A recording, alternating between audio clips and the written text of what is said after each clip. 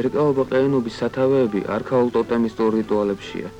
უფრო მოგვიანებით მან ნაყოფიერებისა და მიწათმოქმედების საგაზაფხულო დღესასწაულის სახე მიიღო. მსგავსი დღესასწაულები ფართოდ იყო გავრცელებული ძველ აღმოსავლეთსა და ანტიკურ სამყაროში. მაგალითისთვის შეიძლება მოვიყვანოთ სემიტური თამუზისა და იშთარის, ხეთური ტელეპინუსის, ფრიგიული ატისისა და კიბელას, ბერძნული დიონისესადმი მიზღვნილი რიტუალები. ანალოგიური ხასიათის დღესასწაულები კარნავალების სახით შემორჩენილია თანამედროვე ევროპის ხალხების ყოფაშიც. ჩვენს მიერ დაფიქსირებული ამ დღეობის სამი ვარიანტი: სოფელ ჩაელურში, ქალაქ ვალესა და სოფელ მატანში.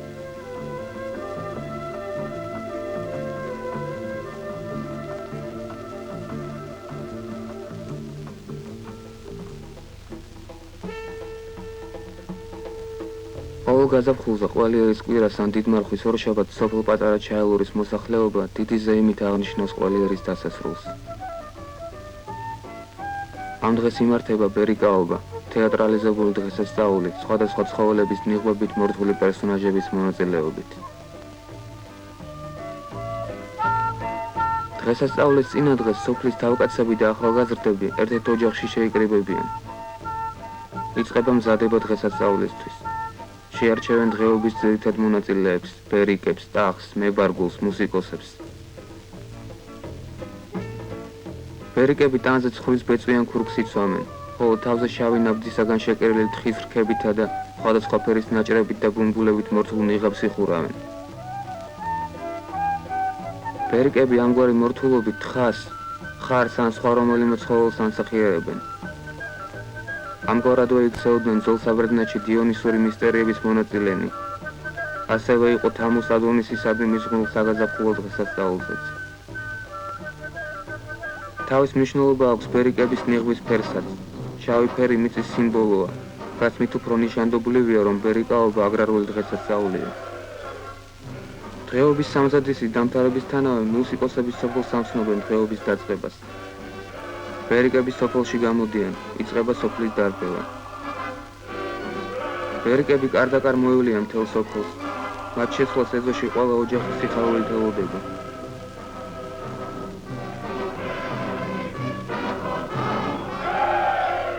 ბერიკებად ახალგაზრდა ბიჭებს ირჩევენ.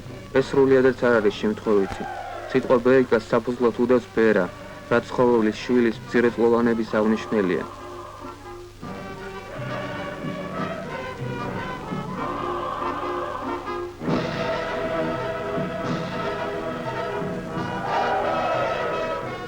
ეზოში შემოსულ ბერიკებს ოჯახის უფროსი ან დიასახლისი შეეგებება. ხუწინ ასეთი წესი არსებობდა. ბერიკა ხმალს მიწაზე უსვამდა, რითაც მასპინძელს მიანიშნებდა სურსაცანოვაგე გამოგვიტანევა. წინასწარ მომზადებული მასპინძელი ბერიკებს გულუხვად უმასპინძლდება. ზღვნათ მიართმევს პურს, ღვინოს, ყველს, ერბოს, თაფს, არახს, ქათამს, ვილეულს. ყველაფერ ამას მებარგული იბარებს. მებარგულად 12-14 წლის ბიჭს ირჩევენ, რომელიც სათანადო მორთული ვირით დაყვება ბერიკებს და მოპოვებულ სანოვაგეს ვირზე გადაკიდებულ ხურჯინში და ღვინის ჭურჭელში ათავსებს. მებარგულს ზოგჯერ მეკალათესაც უწოდებენ. კალათას კი თავისი მნიშვნელობა გააჩნია. ის ქალის სასქესო ორგანოს სიმბოლოა და ამდენად ჩილოსნობის აღნიშნელი ფუნქცია აკისრია.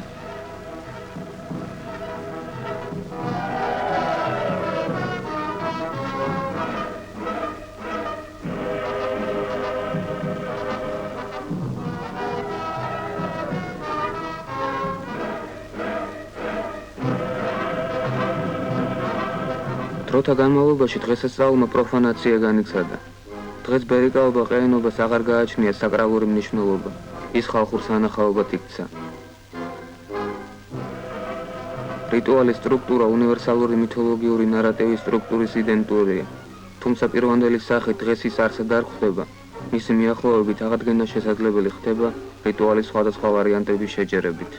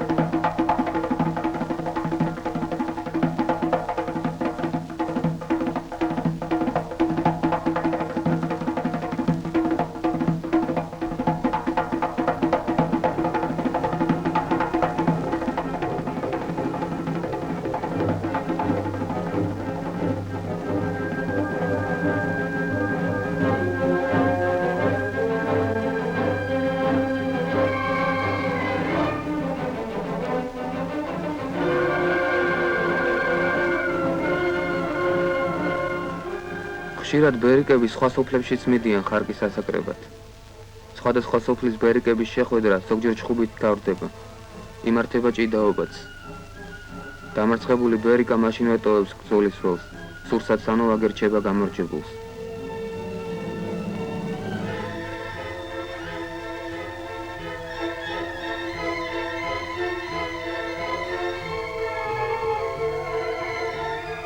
მიუხედავად იმისა, რომ ბერიკებს ყველა ოჯახი გულუხმად უმასპინძლდება, ისინი მაინც ცდილობენ ოჯახიდან რაიმე ძალით მოიტაცონ, ოჯახი დაარბიონ. მაგრამ ოჯახის წევრები ამასაც სიხარულით ხვდებიან, რადგან მათი რწმენით ეს მათ მხოლოდ ბედნიერებას უხადის. წინათ მასპინძლები ცდილობდნენ მთავარ ბერიკასათვის ან მისი ამალის რომელიმე წევრისათვის სწორულაშიდან ბეწვი ამოეგლიჩათ, რომელსაც საქონლის დაწიწილების გასამრავლებად ბაგაში და საბუდარში დებდნენ. ეჭვი არ არის, რომ ეს წესიც ეროტიული შინაარსისა უნდა ყოფილიყო. ასე დაევლიან ბერიკები ყველა ოჯახს.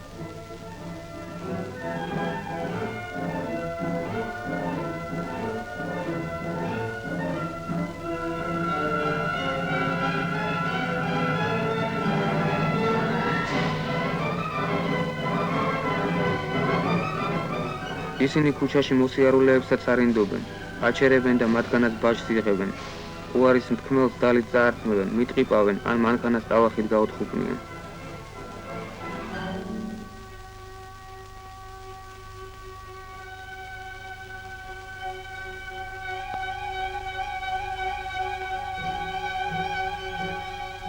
თუ ბერიკები მასპინძლის მიერ ნაბოძებით ზღვანით უკმაყოფილონი დარჩებიან, ეზოში გაგორდებიან ხოლმე. რაც სუდის მომასწავებელია. ხალხის რწმენით ამ ოჯახის ყანები განადგურდება. საქონელი და ფრინველი არ გაიზრდება, ან უფრო უარესი, ამ ოჯახის რომელიმე წევრის სიკვდილიც კი შეიძლება გამოიწვიოს. ამიტომაც ყველა ცდილობს, რათა კარგი გამასპინძლებით ბერიკების გული მოიგოს.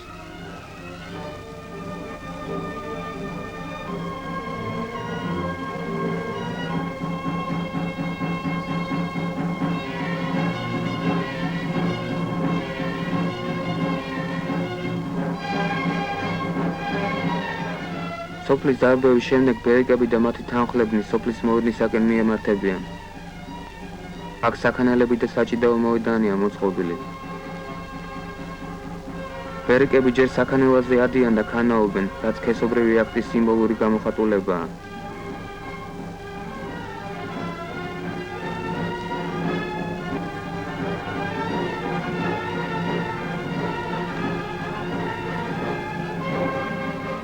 შემდეგ საჭიდაო მოედანზე შემოდიან და ჯოხებით მიწის ხმის იმიტაციას აკეთებენ.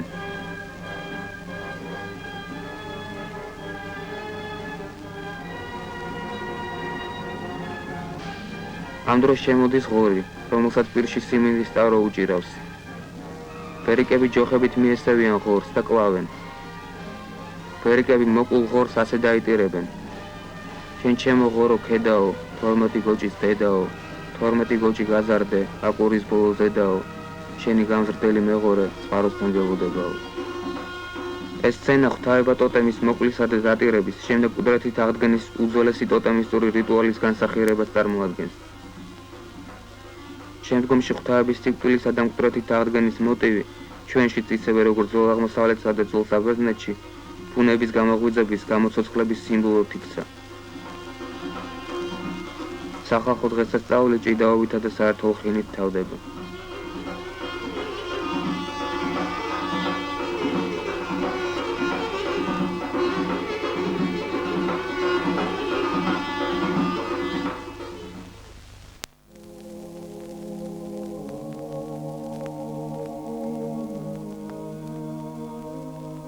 მესხეთი ქართული კულტურის უძველესი კერაა.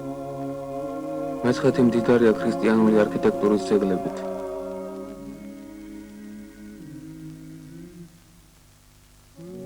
ქართულ მართლმადიდებლებთან ერთად აქ სახლობენ ქართველი კათოლიკენიც. მესხეთის ქალაქ ვალეში ყოველწლიურად იმართება ბერიკაობა ყეენობა. ყეენობა და ბერიკაობა სტრუქტურულად და ფუნქციონალურად იდენტური დღესასწაულებია. მათ შორის განსხვავება ის არის, რომ ყაენობაში ტოტემისტურ ფონს ისტორიული ფონი ცვლის. ყაენობა გამოხატავს ქართული ხალხის ბრძოლას უცხოელი დამპყრობლების წინააღმდეგ. ამიტომაც ორ დაპირისპირებულ მხარეს აქ ქართველთა მეფე და ყაენი ანსახიერებენ. ყაენობა ვალეში გამოირჩევა სტრუქტურული სისრულით და პერსონაჟთა სიმრავლით.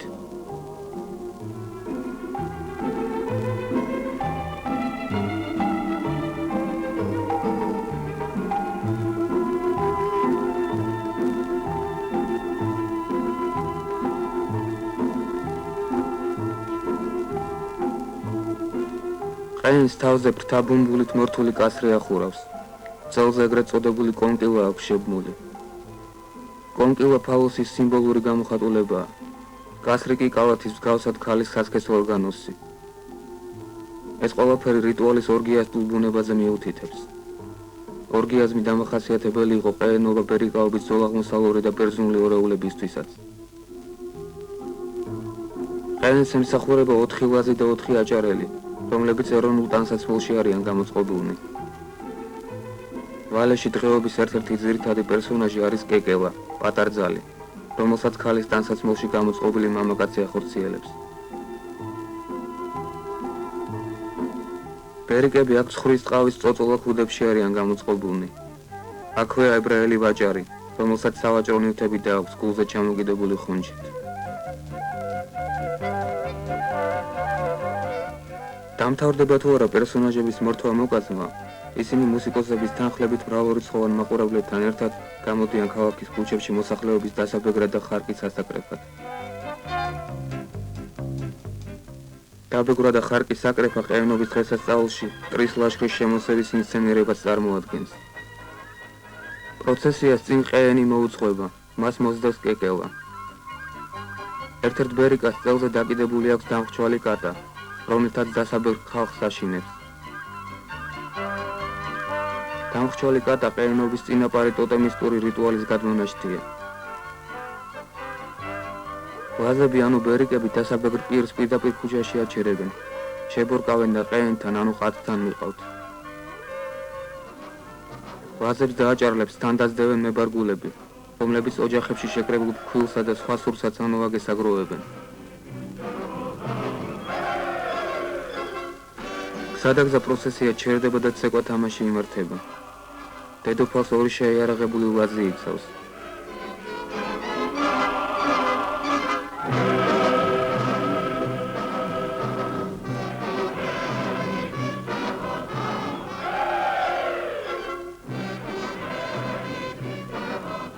მსვლელობის დროს მთავარ ბერიკას კლავენ, პატარძალი დასტირის მოკლულ ბერიკას. უეცრად ის გასოცხლდება და იმართება ცეკვა თამაში. ეს სცენა ასევე წარმოადგენს ღვთაების სიკვდილისა და მკვეთრით აღდგენის ფართოდ გავრცელებული მოტივის განსახიერებას.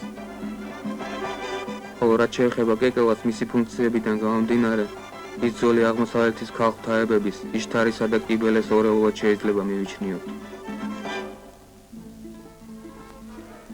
ერთი და იგივე სცენა ხშირად რამოდენიმეჯერ მეორდება.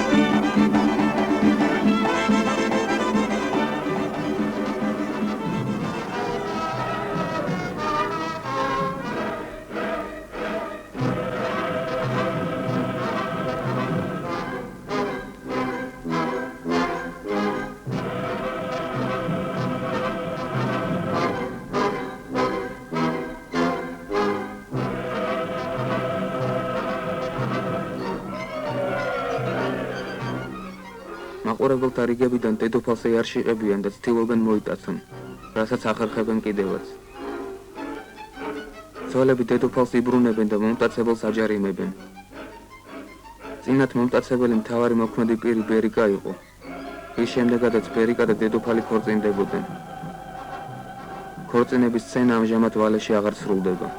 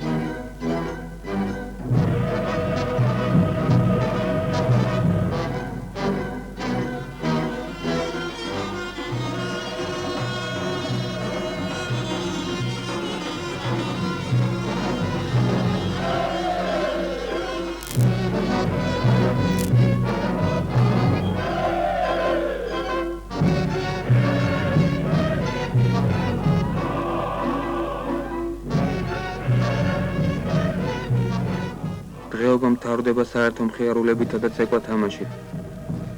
მოზაიმენი დამცირების მიზნით ყენს ვირზე უკუღმა შესვამენ და მოედნიდან ყიჟინით ისტუმრებენ.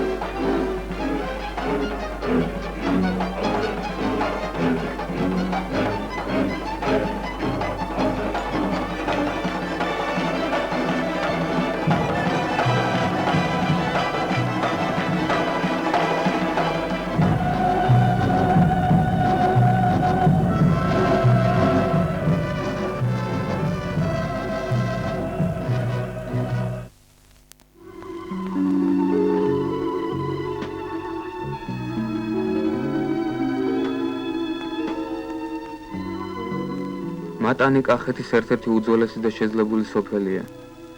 იგი რამდენიმე უბნად იყოფა. აქ დღემდე შემორჩენილია სამონასტრო კომპლექსი 9 კარა. კომპლექსში შედის გალავანში მოქცეული რამდენიმე ეკლესია და სხვა ნაგებობები.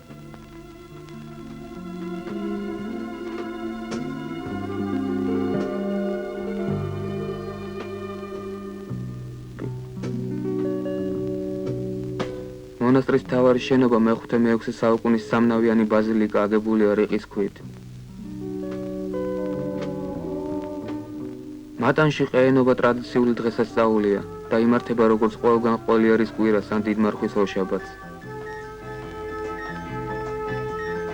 დღესასწაული აქ თითქმის მთლიანად არის დაცლილი საკრალური შინაარსისაგან. მის პროფანაციაზე მეტყველებს უნდაც ეს ბაზრობა, რომელიც რიტუალის სტრუქტურული ელემენტი არ არის. აგრეთვე სიუჟეტისა და კოსტიუმების სიმწირე.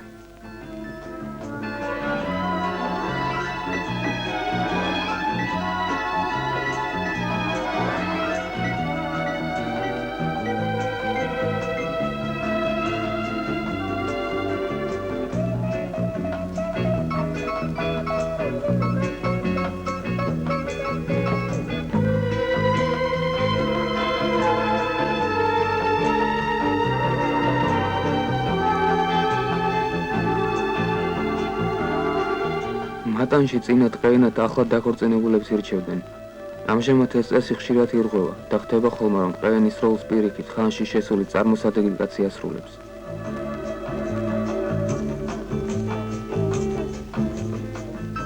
სოფელი საკმაოდ დიდია და რამდენიმე უბნად არის დაყოფილი.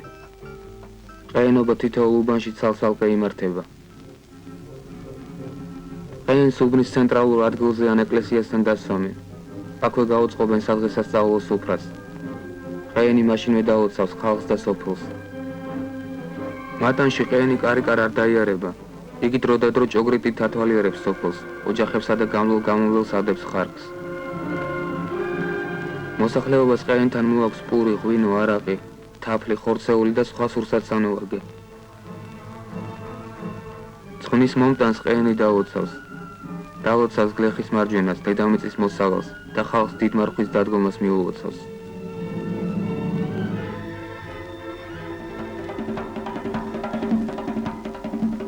ყეენის სუფრასთან მხიარულება, იმართება ცეკვა თამაში, ჭიდაობა და სხვა.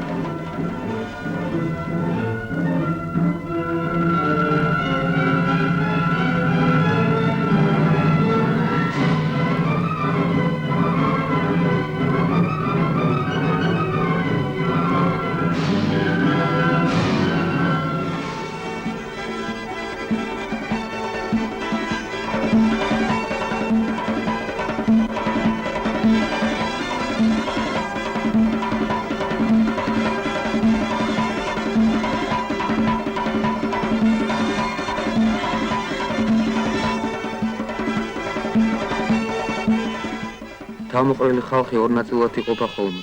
თითოეულს თავისი მეთაური, საგანგებოდ შერჩეული მოჭიდავეები ჰყავს. ჭიდაობას მხოლოდ სანახაობითი ფუნქცია არ აქვს. ის დღესასწაულის სტრუქტურული ელემენტია.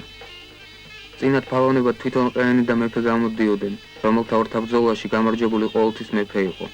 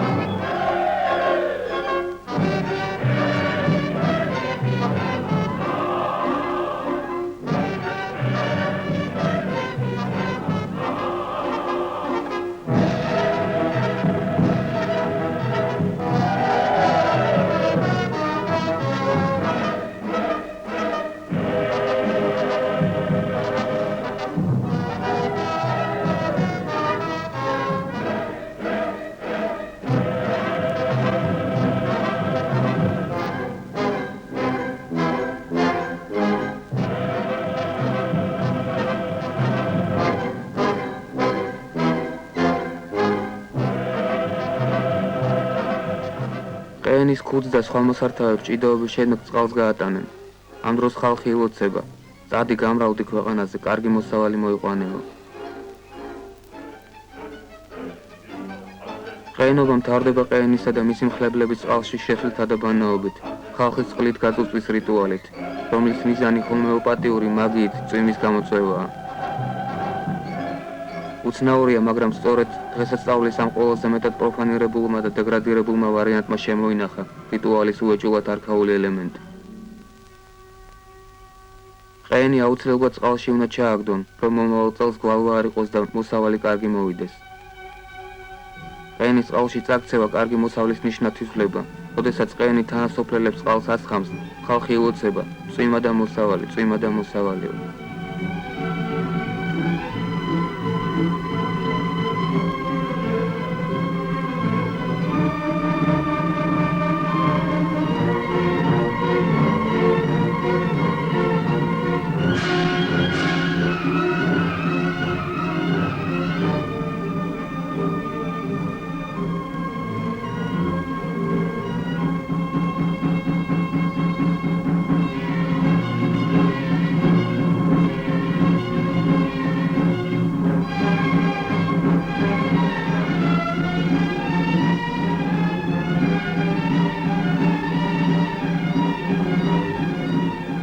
ყეენობა ეს საერთო სასოფლო დღესასწაული მატანში სახალხო მხიარულებითა და ჭიდაობით ტარდება.